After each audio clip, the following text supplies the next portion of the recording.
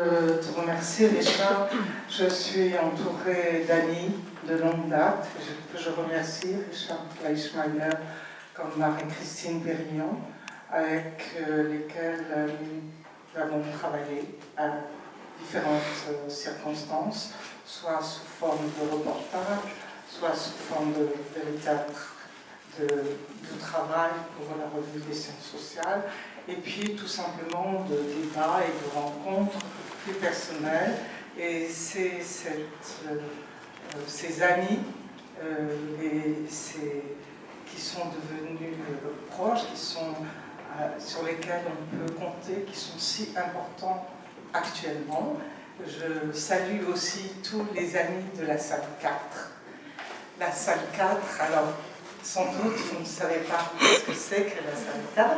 La salle 4, c'est le lieu de recherche de la Bibliothèque nationale où, à une époque, disons, on se retrouvait, tous les gens qui entreprenaient des recherches ou qui poursuivaient des recherches se retrouvaient, ce qui a permis de créer un faisceau de rencontres, de répondre aux interrogations que nous avions. Et bien sûr, Freddy Raphaël, il y a André Roche, il y a Stéphane Jonas, peut-être moi vous présenter, enfin tous les amis qui sont là. Je vous remercie beaucoup parce que mon travail a été extrêmement nourri par ce qui s'est passé dans cette région, par ces 20 années de rencontres, de recherches, d'associations, d'engagement aussi. Je vois des amis de Club Jacques Desrobes, d'engagement dans la cité, parce que je considère que le travail de sociologue, de socio-anthropologue, je suis devenue un peu plus anthropologue sans anthropologie sociale, ce n'est pas un travail de fermeture, c'est un travail de relation à l'autre, et c'est ça qui pour moi est essentiel. Merci donc à tous d'être là et merci à la bibliothèque. Je vois, oui, ça marche parfaitement. Voilà, ben, je vais rebondir un peu sur tout cela. Moi, j'étais très touchée quand Annie m'a proposé de présenter avec Richard Fleischmeier son livre, parce que j'ai eu l'occasion de l'accompagner, enfin, très brièvement, mais de temps en temps dans son travail. Et j'admire beaucoup c'est une grande scientifique, mais qui en même temps sait faire passer les choses d'une façon très très sensible et qui sait très très bien les communiquer. Et là, comme dit Serge Klarsfeld, qui a fait l'introduction de son ouvrage, on a un passionnant récit ethnologique, mais c'est un ouvrage instructif, attachant et savoureux. Mais ce que j'aime surtout, c'est que elle part d'une petite chose, d'un petit carnet de 14 cm de haut, et là-dedans, il y a des recettes de cuisine qui font partie de ce patrimoine vivant si particulier. Elle dit que c'est un patrimoine qui se hume, qui se goûte, qui se sent, qui se voit. Et moi, ça me faisait beaucoup penser à la phrase de Proust, quand il parle des odeurs et des saveurs, et qui dit que sur cette base-là, il y a tout l'édifice immense du souvenir qui parle de l'art. Et ça m'a beaucoup touchée, qu'elle parle de quelque chose d'aussi concret, que de là, elle va parler de sa famille, de l'exil, de toutes sortes de choses, et faire revivre énormément de personnes et énormément d'événements sur la base de ce petit carnet.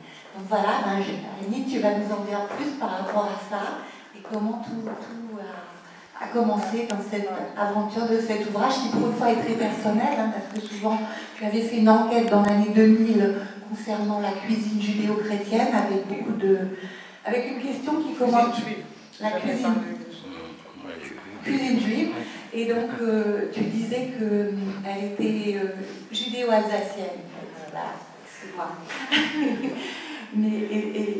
Et vraiment, tu étais partie avec une question très simple en disant comment faites-vous la cuisine? Est-ce que vous faites la cuisine de votre mère? Est-ce que vous faites la cuisine de votre père? Est-ce que vous faites de votre belle-mère? Bref, ça partait d'une façon toute simple qui concerne absolument tout le monde. Alors, à toi, effectivement, ce petit carnet de recettes que j'ai pu dater, qui est de 1940 a été un point pivot de ce travail que j'ai écrit, qui est un travail qui comprend plusieurs strates, parce que les savoirs culinaires ont pour moi eu une importance assez tardive. Parce qu'à 20 ans, c'est-à-dire à l'âge de ma mère, Yvonne, qui a écrit ce carnet de recettes, qui se trouve sur cette photo en blanc, c'est une photo de ses fiançailles en 1939, eh bien je ne voulais pas entendre à 20 ans parler de cuisine. Je trouvais que c'était un enfermement, et toutes ces femmes qui échangeaient des recettes, ça m'ennuyait profondément. Et je me disais, non, je ne veux pas passer autant de temps. Ce n'était pas pour moi un savoir important. Et vous voyez comme les choses changent au fur et à mesure de sa propre expérience, des rencontres.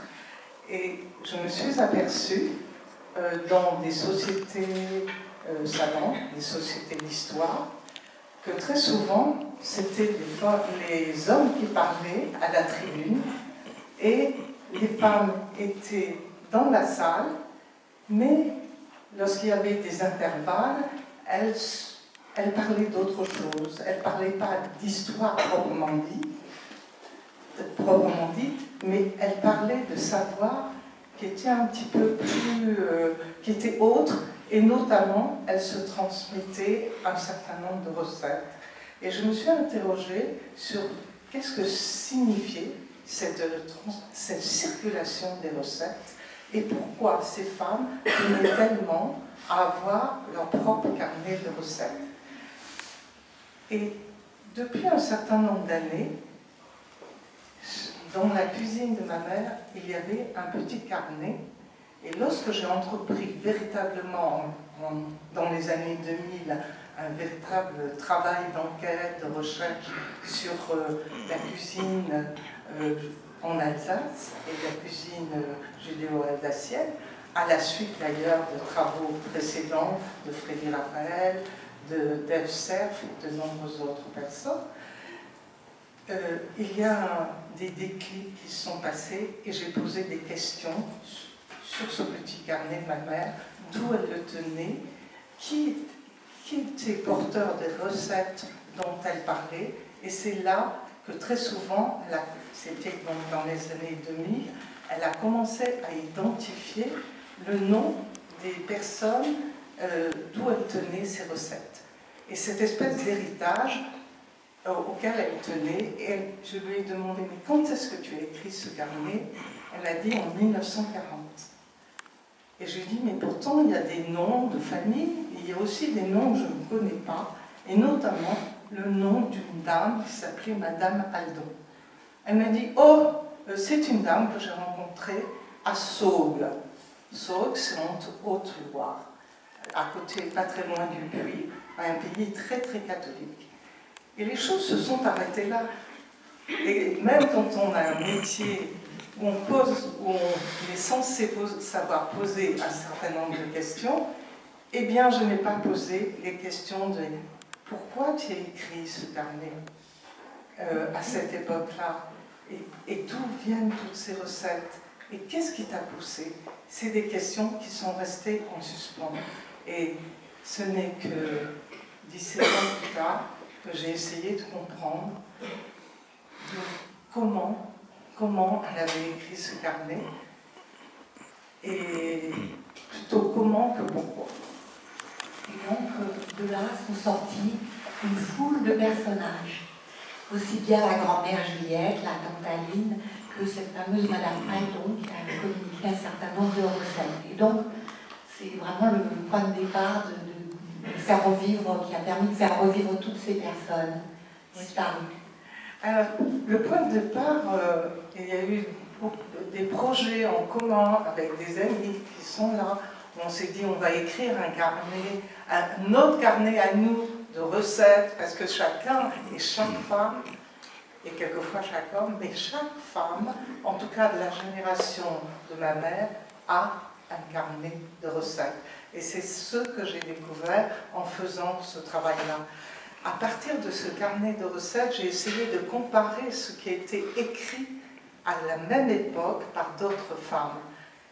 Et je me suis aperçue, oh, surprise, que ces femmes qui étaient juives, on disait à l'époque avant 40 israélites, avaient des carnets qui n'étaient pas des carnets spécifiquement de cuisine juive, mais où se combinait une cuisine, on peut dire, conforme à la tradition juive, cachère, mais aussi une cuisine qui n'avait rien à voir avec la tradition cachère, mais qui n'était pas du tout cachère.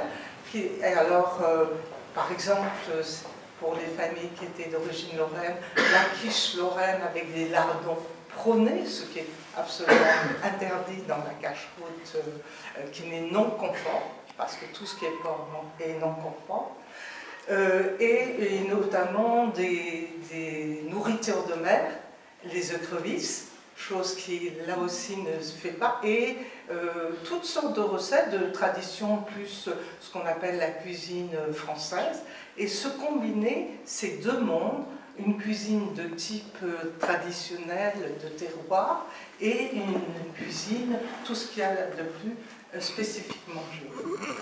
Et puis là, par exemple, pour les jours de fête, entre la cuisine juive et la cuisine d'une famille alsacienne non juive, le fameux pot-au-feu, on s'y retrouve tout à fait. Et je crois qu'il y a pas mal de choses comme ça. Hein. Tu as parlé de la tarte fromage blanc, enfin, il y a plein de choses comme ça qui se retrouvent vraiment un peu. Oui, alors, ce que j'ai trouvé d'intéressant et très significatif, et il faudrait sans doute, parce que maintenant que j'ai écrit ce livre, il y a des amis qui viennent et des gens qui viennent avec leur propre carnet de recettes, écrit par leur mère. Elle me dit, mais regarde ce qu'écrivait ma mère, regarde, ceci a été écrit à la même époque, qu'est-ce que tu en penses? Il faudrait faire une étude. Donc, ces carnets de recettes sont devenus, pour moi, un début d'objet de travail et d'études de type scientifique. Voilà. Alors, où on mêle les odeurs, les saveurs, les savoir-faire, les pratiques, parce que j'ai essayé de faire ces recettes pour les vérifier et pour vous les transmettre à la fin du livre, pour que ça ne soit pas uniquement un travail de réflexion et de théorie, mais que ça soit aussi un travail de mise en pratique de ces savoirs. Donc c'est ce que je voulais. Donc j'ai essayé de les vérifier également, pas toutes, mais une grande partie, parce qu'il y avait des choses à adapter. Et effectivement, dans ces recettes, il y a des recettes qui font partie de l'héritage. L'héritage alsacien, l'héritage lorrain, qui sont les mêmes. Mais tout ce qui est viande ne peut pas être de la même nature, parce qu'il y a une viande qui est conforme, qui est abattue rituellement, et une autre viande qui n'est pas conforme. Et évidemment, dans ces recettes, il ne devrait pas y avoir de porc, mais de temps en temps, il y avait du jambon. Alors, ce qui est très bizarre, c'est que par exemple dans nos familles, en tout cas dans la mienne, on ne mangeait pas de porc, mais le jambon était toléré. Et ça me fait penser à ce que j'ai vécu quand j'étais dans le Mississippi, où ces familles qu'on pouvait dire de type libéral israélite, elles considéraient que la nourriture de mer, seafood, is no pork. Ce qui signifie que bon, la nourriture de mer, tout ce qui est coquillage, écrevisses et autres, est acceptable parce que ce n'est pas du porc, donc on peut le manger.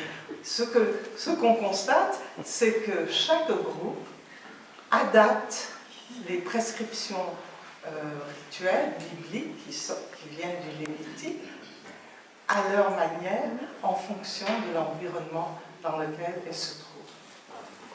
Alors, tu insistes beaucoup sur la transmission. Alors, la transmission par le savoir-faire, Tu parles aussi des fois de transmission différée. Quand c'est pas la génération suivante qui prend forcément les recettes, mais